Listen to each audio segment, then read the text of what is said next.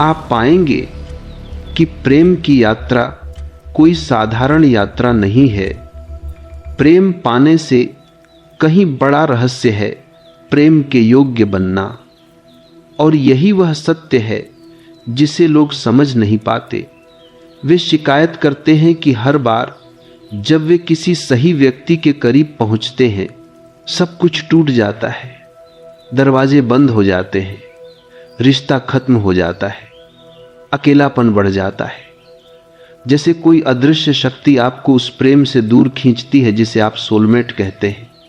लेकिन क्या आपने कभी सोचा है कि शायद यह दूर खींचना कोई सजा नहीं, बल्कि एक तैयारी है।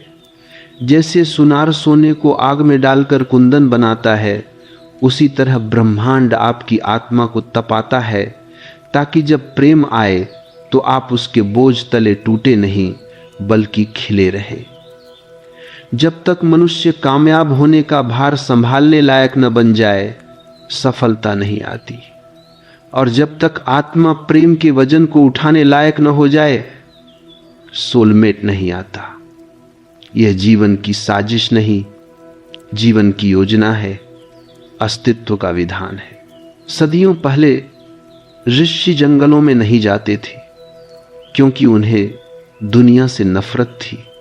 वे जंगलों में जाते थे क्योंकि वे स्वयं से मिलना चाहते थे। वे पहाड़ों की गुफाओं में नहीं बैठते थे क्योंकि समाज बुरा था। वे इसलिए जाते थे ताकि वे अपनी आत्मा की उस आवाज को सुन सकें जो शोर में दब जाती है।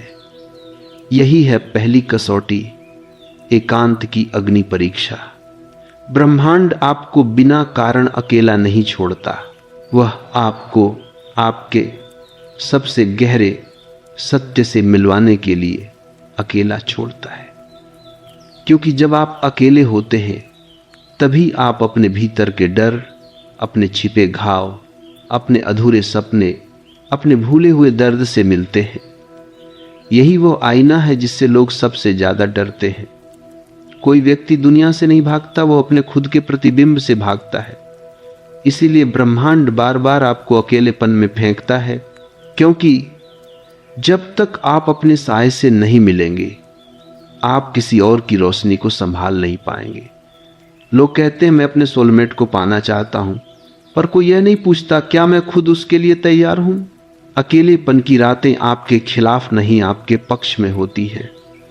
जब आप तारों को देखकर पूछते हैं मेरे साथ ही ऐसा क्यों होता है, क्या मुझ में कोई कमी है, तो यह प्रश्न आपका पतन नहीं, आपका जागरण है। क्योंकि जो व्यक्ति अपने भीतर प्रश्न नहीं उठाता, वह कभी उत्तर तक नहीं पहुंचता। यह अकेलापन आपकी आत्मा का प्रशिक्षण है। ब्रह्मांड आपको यह सिखा रहा है कि किसी रिश्ते में जाने से पहले खुद को पूरा करो। जब तक आप खुद अधूरे हैं, आप किसी दूसरे अधूरे को ही आकर्षित करेंगे, और दो अधूरे मिलकर सिर्फ टूटते हैं, जुड़ते नहीं। प्रेम तब आता है जब आप किसी के सहारे की तलाश में नहीं होते, बल्कि जब आप अकेले भी उतने ही संपूर्ण होते हैं जितने किसी के साथ। इसलिए ब्रह्मांड आपको पहले अकेलेपन की परीक्षा से गुजरता है, ताकि आप मजबूत बने, स्पष्ट बने और प्रेम की ऊर्जा को संभाल सके। इस परीक्षा का एक बड़ा रहस्य है, एकांत आपको आपके असली स्वरूप से मिलाता है। दुनिया जो चेहरा आपको देती है वह नकली होता है। समाज जो पहचान देता है वह उधार की होती है, लेकिन जो पहचान एकांत देता है वही सच्ची होती है। अकेलापन वह कुंजी है जो आपको अपने मन की परतों को खोलने देती है, और जब ये परतें खुलती हैं तो आप देखते हैं कि आपके भीतर का डर भी आपका है, आपके घाव भी आपके हैं, और आपकी हीलिंग भी आपके ही भीतर है। कोई और व्यक्ति आपकी अधूरी कहानी को पूरा नहीं करेगा, उसे पूरा करना आपका काम है। और सोलमेट तभी आता है जब आप यह काम पूरा कर लेते हैं। पहली परीक्षा का उद्देश्य बस एक है, आपको आधा नहीं पूरा बनाना। जब आप पूरा हो जाते हैं तब ब्रह्मांड आपको किसी दूसरे पूरे व्यक्ति से मिलाता है। यही सोलमेट होता है, दो पूरे स्वतंत्र परिपक्व आत्माओं का मिलन। न कोई आसक्ति, न कोई निर्भरता, सिर्फ शुद्ध प्रेम। जब आप इस पहली कसौटी को पार कर लेते हैं, जब आप अकेलेपन में टूटने के बजाय खिलना सीख लेते हैं, तब ब्रह्मांड कहता है अब अगली परीक्षा के योग्य हो गए। और यही आपको ले जाती है दूसरी अग्नि परीक्षा की तरफ, अतीत की परछाइयों से मुक्ति। जब आप अपनी ही मौन उपस्थिति में सहज होने लगते हैं, जब आपकी चेतना भीतर की खामोशी में अपनी असली आवाज सुनने लगती है, तभी ब्रह्मांड जान जाता है कि अब आप अगली परीक्षा के लिए तैयार हैं। यह परीक्षा कहीं अधिक कठिन है, कहीं अधिक सूक्ष्म है और कहीं अधिक गहराई में उतरने वाली है। यह अतीत की परछाइयों से मुक्ति, क्योंकि प्रेम का द्वार कभी आगे की ओर खुलता है बिंद्राज, लेकिन अधिकांश लोग उस दरवाजे तक पहुंच ही नहीं पाते, क्योंकि उनके पैरों में अतीत की जंजीरें बंधी होती हैं। कोई पुराना रिश्ता, कोई अधूरी कहानी, कोई टूटा हुआ विश्वास, कोई दर्द जो कभी पूरी तरह ठीक नहीं हुआ, ये सब हमारे भीतर ऐसे छिपे रहते हैं जैसे अंधेरे कमरे में रखे पुराने सामान, जिन्हें हम छूते नहीं, पर जानकारी है कि वे वहीं पड़े हैं धूल जमा करते हुए। उपनिषद कहते हैं मनुष्य वह नहीं जो वह आज है, मनुष्य वह है जिसे वह भीतर ढोता है। आपका अतीत सिर्फ यादों का संग्रह नहीं, यह आपकी ऊर्जा का बोझ है, एक अदृश्य भार जिसे आप रोज उठाते हैं, बिना जाने कि यह भार ही आपको प्रेम के नए अनुभव तक पहुंचने से रोक रहा है। जब तक अतीत का दर्द आपके साथ है, तब तक आप भविष्य को साफ आंखों से नहीं देख सकते। और ब्रह्मांड इस सत्य को जानता है, इसलिए वह एक दिव्य खेल रचता है। वह आपके जीवन में पुराने लोग, पुराने हालात, पुरानी यादें और कभी कभी वही व्यक्ति वापस भेजता है जिसने आपकी आत्मा में सबसे गहरी चोट की थी। यह कोई संयोग नहीं, यह एक परीक्षा है। ब्रह्मांड यह देखना चाहता है कि क्या आपने वास्तव में अतीत से मुक्त होना सीखा है या अभी भी किसी धागे से बंधे हुए हैं। कई बार पुराने प्रेमी लौटते हैं, कई बार वह इंसान याद आता है जिसने आपको सबसे ज्यादा दर्द दिया था। कई बार पुरानी बातचीत, पुरानी तस्वीरें, पुराना स्थान सब आपके सामने आ जाता है। ये इसलिए नहीं कि आपको फिर वहां जाना है, बल्कि इसलिए कि ब्रह्मांड देखना चाहता है क्या आपके दिल में वह दर्द आज भी जगी हुई चिंगारी है या वह राख बन चुका है। अगर आपकी भावनाएं आज भी हिला देती हैं, अगर आप आज भी उसी भावनात्मक तूफान में बह जाते हैं, तो ब्रह्मांड समझ जाता है आप अभी तैयार नहीं।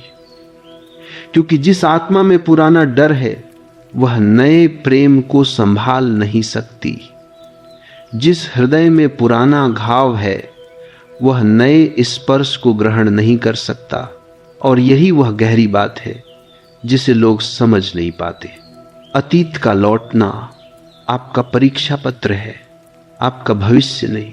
अगर आप पुरानी यादों को शांत मुस्कान के साथ विदा कर सकते हैं, अगर आप पुराने प्रेम को कृतज्ञता के साथ मुक्त कर सकते हैं, अगर आप उस चोट को स्वीकार कर सकते हैं और उसके बावजूद आगे बढ़ सकते हैं, तभी ब्रह्मांड आपको अगले चरण में ले जाता है।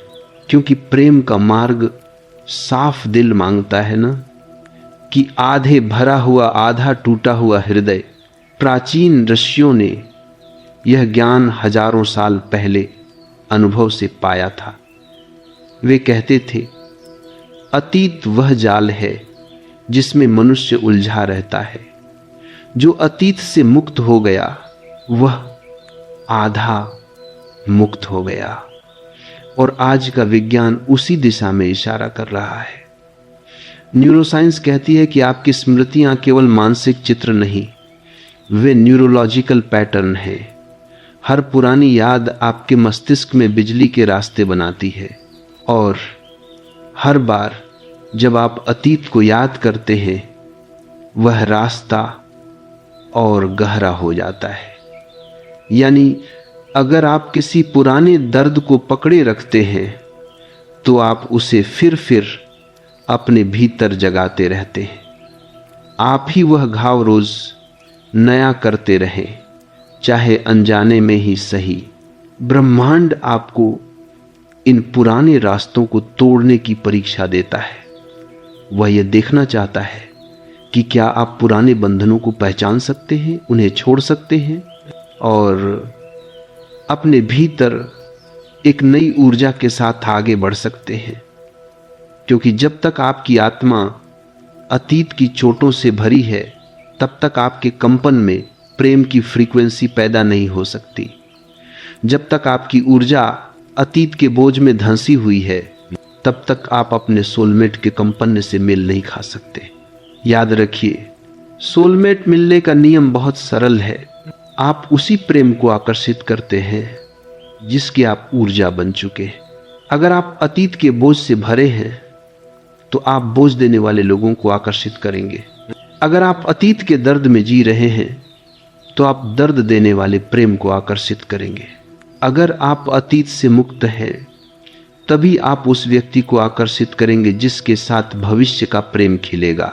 जब आप इस दूसरी परीक्षा को पार करते हैं, जब आप अतीत को शांत मन से विदा कर देते हैं, जब आप अपने घावों को शांति के साथ देख लेते हैं, जब आप उन लोगों को माफ कर देते हैं जिन्होंने आपको कभी चोट पहुंचाई थी, और जब आप ये समझ जाते हैं कि अतीत का हर अनुभव आपकी आत्मा को मजबूत करने के लिए था, तभी ब्रह्मांड कहता है अब तुम तीसरी कसौटी के योग्य हो चुके हो, ऊर्जा और कंपन की परीक्षा। और यहीं से प्रेम की आध्यात्मिक यात्रा एक नए आयाम में प्रवेश करती है। जब कोई साधक अतीत की परछाइयों से मुक्त हो जाता है, जब वह अपने ही बोझ से हल्का होने लगता है, तभी ब्रह्मांड उसे एक और गहराई की ओर बुलाता है। ऊर्जा की वह दुनिया जो हमारे शब्दों से भी सूक्ष्म है, हमारी भावनाओं से भी तेज है और हमारी सोच से भी कहीं ज्यादा शक्तिशाली है। यह है तीसरी अग्नि परीक्षा, ऊर्जा और कंपन की परीक्षा। यह परीक्षा साधारण लोगों के लिए नहीं है, यह उन आत्माओं के लिए है जो प्रेम को केवल भावनात्मक घटना नहीं बल्कि आध्यात्मिक उन्नति के रूप में समझना चाहते हैं। क्योंकि सोलमेट का मिलन दो शरीरों का मेल नहीं, दो ऊर्जा क्षेत्रों का समन्वय है और इस समन्वय के लिए एक ही नियम है, समान कंपन। समान कंपन को आकर्षित करता है। क्वांटम भौतिकी कहती है कि इस पूरे ब्रह्मांड में कुछ भी ठोस नहीं है।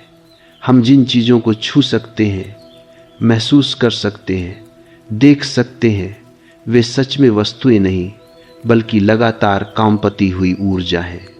आपकी त्वचा, आपकी हड्डियां, आपकी धड़कनें भी ऊर्जा की एक नृत्यमयी तरंग है। यहां तक कि आपकी भावनाएं, प्रेम, भय, क्रोध, शांति, ये भी ऊर्जा की अवस्थाएं ही हैं जिनकी अपनी विशिष्ट फ्रीक्वेंसी होती है। प्रेम उच्च कंपन पर कांपता है, भय निम्न कंपन पर, और आपका पूरा जीवन आपके भीतर के कंपन की गुणवत्ता के अनुसार ढलता जाता है। यही कारण है कि ब्रह्मांड आपको तीसरी परीक्षा में धकेलता है ये देखने के लिए कि आपकी ऊर्जा अभी किस स्तर पर कंपन कर रही है। आप चाहें तो इसे अस्तित्व की भाषा कहें, आप चाहें तो इसे ब्रह्मांड का गणित कहें। अगर आपके भीतर भय, असुरक्षा, निराशा, अकेलेपन का कंपन है तो आप अपने जीवन में ऐसे ही लोग, ऐसी ही परिस्थितियां और ऐसे ही अनुभव खींचेंगे जो इस ऊर्जा को और अधिक बढ़ाएं। आपने कभी देखा है कि दुख के समय दुख देने वाले लोग ही क्यों मिलते हैं? टूटे हुए दिल के समय टूटे हुए लोग ही क्यों दिखाई देते हैं? क्योंकि जीवन दर्पण है, आप जो भीतर हैं वही बाहर लौटता है। और इसी जगह एक गहरा रहस्य छिपा है। आपका सोलमेट एक बहुत ही विशिष्ट ऊर्जा स्तर पर मौजूद है। वह उच्च कंपन पर है, प्रेम, शांति, करुणा, बुद्धि और परिपक्वता के स्तर पर। आप चाहे कितनी भी कोशिश करें, आप उस व्यक्ति तक नहीं पहुंच सकते अगर आपकी ऊर्जा निम्न स्तर की है। जैसे रेडियो केवल उसी स्टेशन को पकड़ता है जिसकी तरंग से वह मेल खाता है। अगर आपकी फ्रीक्वेंसी अलग है तो स्टेशन बदलना होगा, दुनिया नहीं। यह वही ज्ञान है जिसे ऋषियों ने हजारों वर्ष पहले अनुभव से जाना था। वे कहते थे, यथा दृष्टि तथा सृष्टि, यानी आपकी दृष्टि, आपकी ऊर्जा, आपकी चेतना ही आपकी दुनिया को जन्म देती है। और आज क्वांटम वैज्ञानिक कह रहे हैं, the observer creates reality.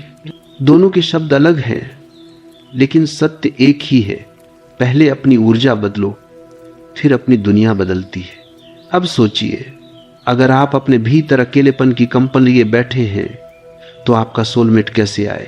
Soulmate ऐसा व्यक्ति है जो ऊर्जा में पूर्ण है। वह आपको पूरा करने नहीं आता, बल्कि आपकी पूर्णता के साथ मिलकर एक उच्चतर प्रेम रचने आता है।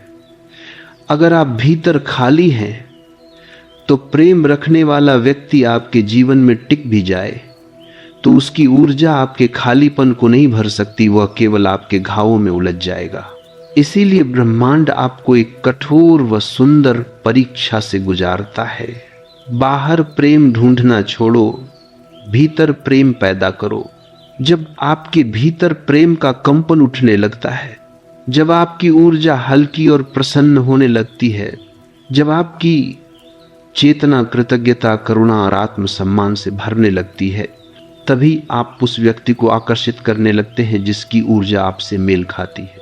यह परीक्षा केवल ज्ञान नहीं मांगती, यह अभ्यास मांगती है। ये समझना होता है कि आपकी हर सोच, हर भावना, हर प्रतिक्रिया, हर आदत एक ऊर्जा है। यदि आप शिकायत करते हैं तो आपका कंपन नीचे गिरता है। यदि आप तुलना करते हैं तो आपकी ऊर्जा कमजोर होती है।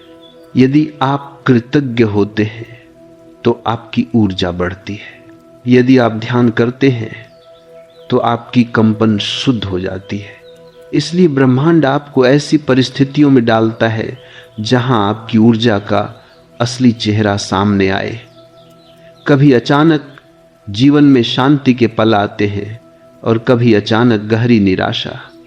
कभी लोग आपकी प्रशंसा करते हैं और कभी बिना कारण आलोचना। ये सब आपको गिराने के लिए नहीं होता, ये आपको प्रतिबिंब दिखाने के लिए होता है। ये ब्रह्मांड का तरीका है पूछने का, क्या तुम अपनी ऊर्जा के मालिक हो या परिस्थितियां तुम्हारी ऊर्जा की मालिक हैं? और यही इस तीसरी परीक्षा का सार है। क्या आपकी ऊर्जा परिस्थितियों से बनती है या परिस्थितियां आपकी ऊर्जा से बनती हैं?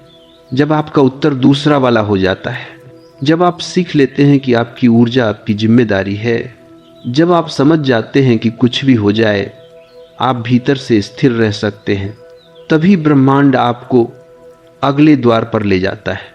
और वह अगला द्वार है सबसे कठिन, सबसे दर्दनाक, सबसे परिवर्तनकारी, अहंकार के विसर्जन की चौथी अग्नि परीक्षा। यह वह परीक्षा है जहां मैं पिघलता है, तभी प्रेम जन्म लेता है।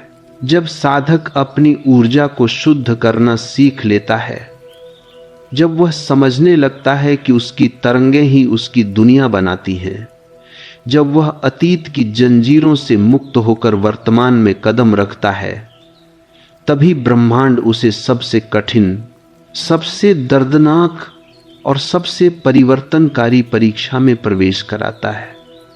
यह परीक्षा किसी बाहरी घटना से नहीं, किसी रिश्ते से नहीं, किसी व्यक्ति से नहीं, बल्कि आपके भीतर के उसी हिस्से से जुड़ी है जिसे आपने जीवन भर अपना मैं माना है। यह है अहंकार का विसर्जन, वह चौथी अग्नि परीक्षा जो हर आत्मा को अपने सोलमेट से मिलने से पहले अवश्य देनी पड़ती है। समझिए, अहंकार सिर्फ गर्व नहीं है, सिर्फ अभिमान नहीं है।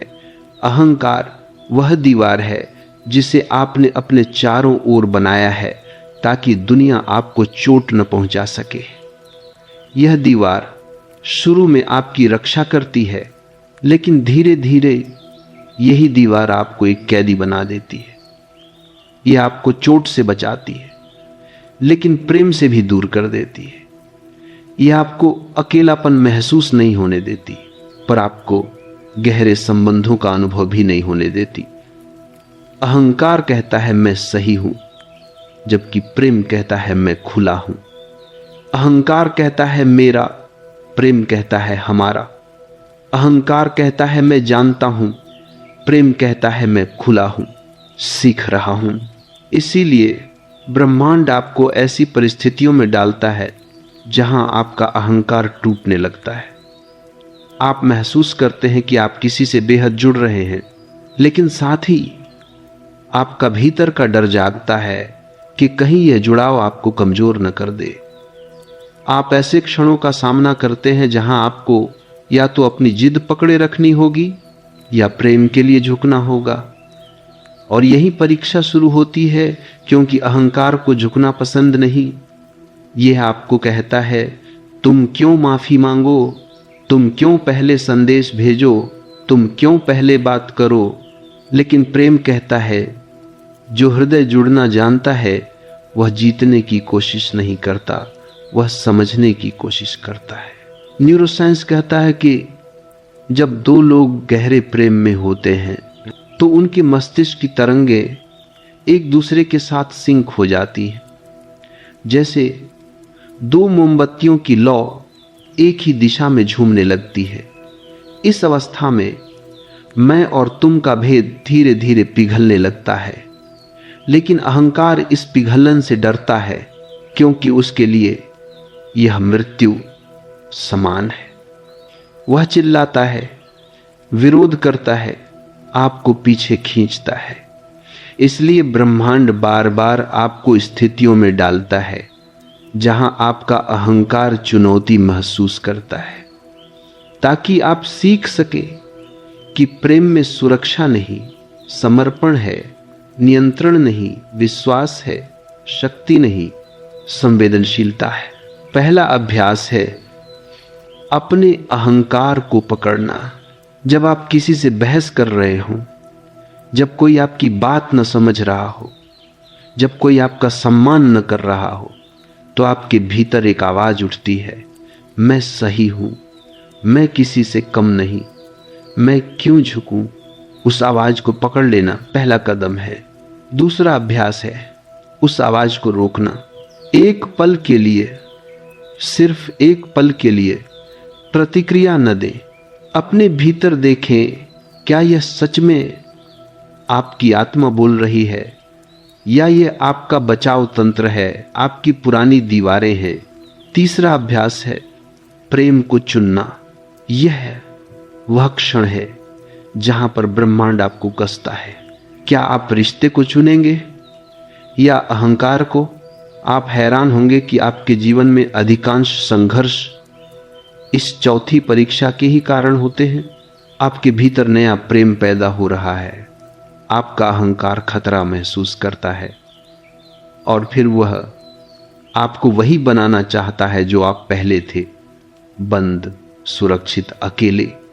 यही कारण है कि कुछ लोग प्रेम से दूर भागते हैं, कुछ लोग शुरुआत में ही दूरी बना लेते हैं, कुछ लोग अपने दिल की बात कहने से डरते हैं।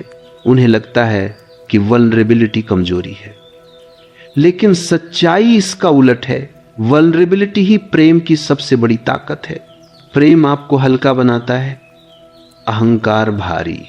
प्रेम आपको खुलता है, अहंकार बंद करता है। प्रेम आपको जोड़ता है, अहंकार तोड़ता है। और ब्रह्मांड चाहता है कि आप उस प्रेम के योग्य बने जिसमें मैं का भार ना हो, सिर्फ हम की मृदुलता हो। यही कारण है कि यह परीक्षा इतनी कठिन होती है, क्योंकि आपको अपने भीतर की सबसे मजबूत दीवार गिरानी पड़ती है, और वह दीवार है आपका मैं। जब आप इन परीक्षाओं से गुजरते हैं, जब आपका अहंकार पिघलता है, जब आप प्रेम में समर्पण करना सीखते हैं, जब आप समझते हैं कि जीतना महत्वपूर्ण नहीं बल्कि जुड़ना महत्वपूर्ण है, तभी ब्रह्मांड आपको अंतिम परीक्षा की ओर ले जाता है।